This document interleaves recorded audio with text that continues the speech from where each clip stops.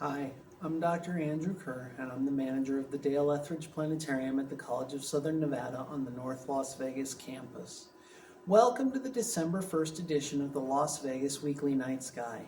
In these videos, we want to let you know a little bit more about what you can go outside and look for in the nighttime sky this week. For the planets this week, there are quite a few highlights. Look for Saturn as soon as it gets dark in the southern sky. There are a couple of brighter stars in the south, but nothing too close to Saturn, so it should be the easiest object to spot out there.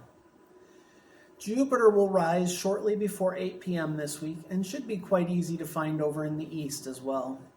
Look for a curve of 3 stars that include the heads of Gemini the twins, Castor and Pollux, with Jupiter as the lowest star in the curve.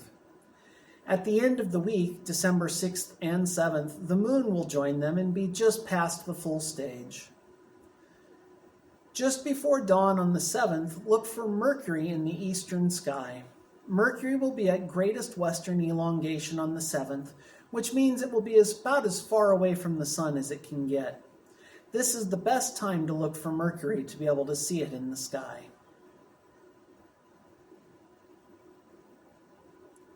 Also rising in the east this time of year and getting high enough to see by 8 p.m. are the wintertime constellations of Taurus, Orion, and Gemini. The Pleiades can be seen right at the very top of this image. Orion is one of those constellations that nearly everyone can pick out in the sky.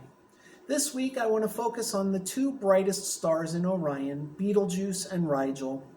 Betelgeuse is the red star at the shoulder of Orion, and Rigel is basically at the opposite knee. Betelgeuse is an old red supergiant star that is nearing the end of its lifespan. Stars live for millions to billions of years, and we still don't know whether Betelgeuse could reach the end of its fuel tomorrow or thousands of years from now. It is about 500 light years away, which means that when it does reach the end of its life, we wouldn't know for about 500 years. Rigel is a blue supergiant star also nearing the end of its life. It is about 850 light years from us. When it eventually explodes in a supernova, it will leave behind either a neutron star or a black hole. Which type it becomes is dependent upon its initial mass and how much mass is left over after the supernova occurs.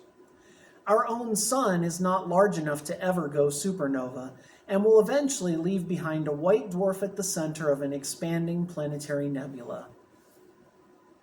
Join us again next Monday for some new weekly sky highlights. I look forward to seeing you at the planetarium.